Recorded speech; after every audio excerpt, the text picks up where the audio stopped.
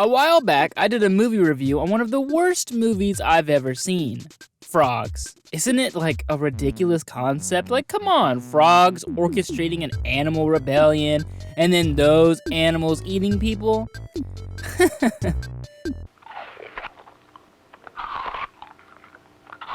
A bed is eating people. Yes, a bed is eating people. I had to show you too because just saying what this movie's about isn't enough to believe it. This is Deathbed. Oh, sorry, Deathbed, the bed that eats, in case there was a little bit of confusion. It's a movie from 1977 about a bed eating sorry saps that try and smash on top of him. Honestly, it's kind of fair. But before we get into the thick of it, we gotta start this story at the beginning. Hope you like black screens and munching sounds because you'll get both here. And it just keeps going on. Exterior, stereotypical spooky house. Maybe the mansion from the board game Clue? Well, the evil bed's inside snoozing away and we get some lore from a man trapped behind a painting. I've been imprisoned behind my painting in this limbo for 60 years now since my death. I think half that time I've spent in listening to that monster snore. Anyways, some people are sneaking onto the property, awaking the bed from his slumber. My God, it's waking up.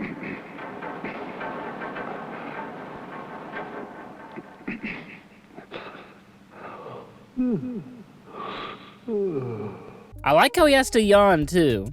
Now, why is a couple breaking into this seemingly abandoned house? I think you can guess why. Well, the bed loves it. Also, he has telekinetic powers. That's good to know. The bed manages to lure the unsuspecting duo to his chambers, in which we see this guy show off his level 10 charisma. We're talking a single candle, which seems to do the trick by itself, but also 2 apples, a bottle of wine, and some of the Colonel's bootleg fried chicken. Now we're talking. Sadly, they won't be able to enjoy it, since the bed is looking for an appetizer.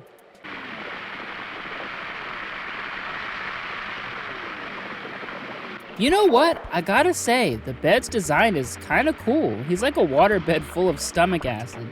Well, the girl says she needs some time to warm up. Use some time. But once the dude's like, geez, I don't know what happened, the chicken's gone, she just gets to it. Don't worry, I wasn't hungry anyway.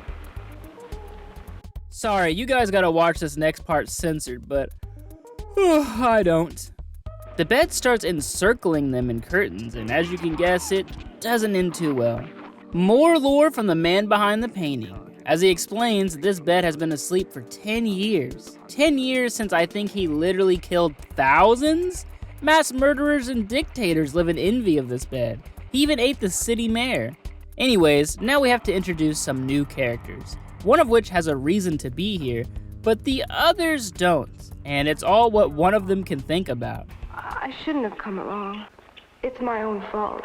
I invited myself along. I only know Diane from work. I shouldn't push myself on people. They ignored me all the way up in the car, except when Diane made fun of me. I should have told them to turn around and take me back home, but I was too afraid to. And what's this? The camera randomly pans into a perfectly preserved girl's coffin in the front yard? I'm sure that'll be important later. I like how everybody in this movie just ignores the fact that this bed is in somehow pristine condition when everything else is so, falling apart. Well, we just got here. You know what that means? What are you going to do tonight? I don't sleep so well at night. I'll build a fire and read by it. So this girl, who can't stop her inner monologuing, curls up in bed while her brother, I think, far off in another city is going off to find her. I want you to go get her. Okay.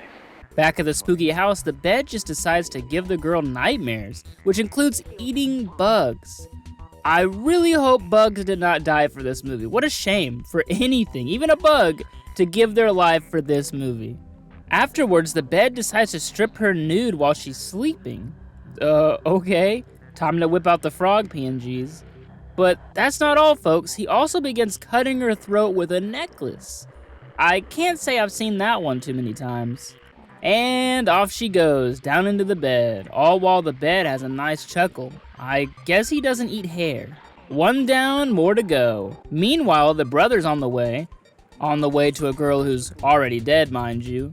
Hey, where's our friend at? Well, if she's hungry, she'll come find us. She's not there.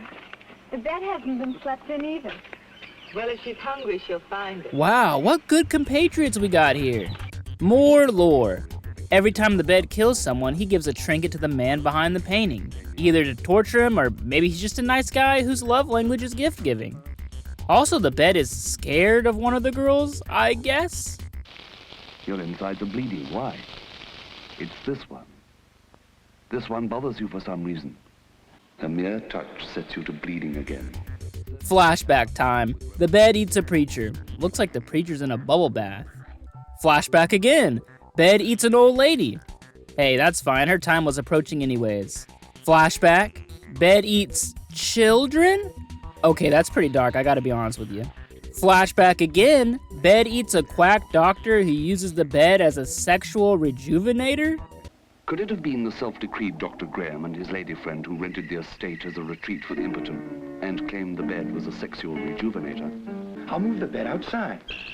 Then I'll say it contains artificial lodestones, magnets, energized, renewed by the rays of the sun, and those who sleep in it will be renewed too. Huh? Carnival music? No. No, this can't be. What's happening? My God, I don't have enough frog images for this. Another flashback. Boom, mafia members gambling right on the bed. The bed somehow changes one of the mafia guy's cards. Dude, this bed has some weird powers. I need to see him in one of those YouTube versus videos. Okay, this scene is ridiculous. First, Luigi here realizes he's being consumed when he finds some suds on his hand. And what does he do? With the most normal expression, he starts shooting at his feet. You know what? Honestly, it's kind of reasonable. But we need some muzzle effects.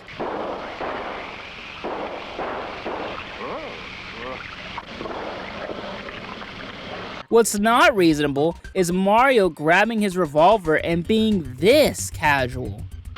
I'm being eaten alive.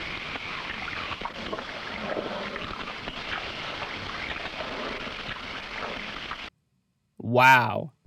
The man behind the painting is eaten in the last flashback, and oh, he's also dying of tuberculosis. Maybe this is a better way to go out. Back to the present. You ready for some of the most whack monster backstory you've ever heard? Here's how the Deathbed was born. A demon wanted to smash some chick, so what did he do? He created a bed to do the deed. Of course, he can't just go to any bed. Well, this bed is obviously going to be the deathbed, and for some reason, the girl dies. I think he killed her in the act, somehow? It's also what the Wikipedia page says, but I couldn't tell you. Her death then made him cry blood on the bed, bringing the bed to life, and every 10 years, the real demon, aka the bed's dad, goes to bed. And that means the bed is weak? I don't know. Well, you know what comes next. More flashbacks and more eating. Oh, and for the deathbed's mother? She's the one who's preserved in the front yard. Yeah, and one of the characters, the girl with the reddish shirt, I guess she looks like her. My God, that's it. It's that simple. A peculiar similarity of the eyes. Her eyes remind you of her eyes. Which, of course, scares the deathbed. Weird. Still, with no sign of that girl eaten early on, the characters continue to search, though one of them takes a whiskey and cigarette break right on the bed. Imagine your friend is missing in this scary environment and you just decide to take a nap. Yeah, we know what's next. She falls asleep with a lit cigarette in her hand. I'm thinking she was gonna manage to die anyways, you know, burning the bed. No, literally, she burns the bed. She awakens in a dream to see her dead friend sitting on the floor, letting her know that, hey, you're gonna die soon.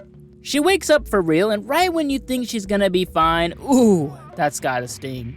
But there's still hope. She crawls right out of the stomach acid bed, flopping to the floor. Maybe she's gonna be alright. Hey, just keep crawling, you're almost to the stairs. Okay, this is actually going on for a while.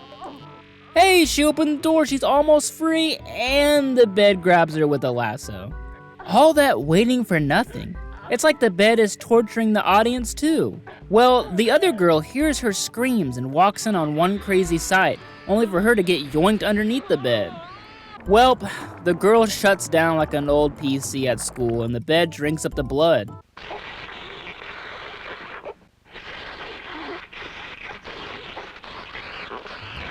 Here comes a surprise. With the movie almost over, the brother isn't here still. A little late, don't you think?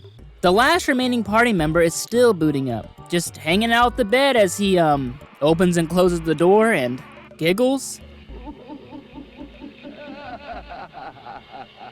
Okay, the brother has finally arrived. He stumbles into the the bedroom, finds the girl. Sharon? Oh, Sharon, I guess. The bed flings an eyeball out, rolling it all around the place. The brother just stares in disbelief. Hey, I would too, honestly. I feel that reaction.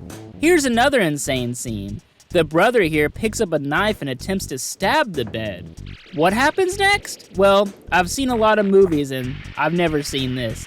His hands are eaten straight to the bone. Like, not metaphorically, but he literally has skeleton hands now. The guy just got here. Okay, you are a little too calm right now. Just like the Mario guy. It's almost like a surgical operation. Great. Cartilage is decaying. They'll fall off one by one. Sharon proceeds with snapping its hands off and then burning them in the fireplace. Dang. Anyways, the Deathbed's dad, you know, that demon, he's now sleeping for some reason, which means the bed is powerless. Also, I guess that means the man behind the painting can now talk to the outside world. Young lady, I will wake you halfway, for you will not be able to understand. Come to the painting. He then instructs Sharon to build all manner of rituals and symbols. Hey, stab the floor here, grab those finger bones and put them here. I mean, hey, how does he even know all this? So, the bed gets teleported outside, and the painting man instructs the last remaining girl that she will die in this ritual so that the bed's mom, who's buried outside, will be brought back to life. What happens next is the mom reappears naked, slam dunks on the brother who, again, has no hands. Did she just so happen to want to do this? Was she mind controlled? Or are you telling me she was resurrected and her natural thought was to pounce on him? I don't know. Well, the smashing causes the bed to erupt into flames. The man behind the painting vanishes and I don't know, the demon dad wakes up. The end. Well, after all of that, I really don't know what to say except, was it worth it? That was awful.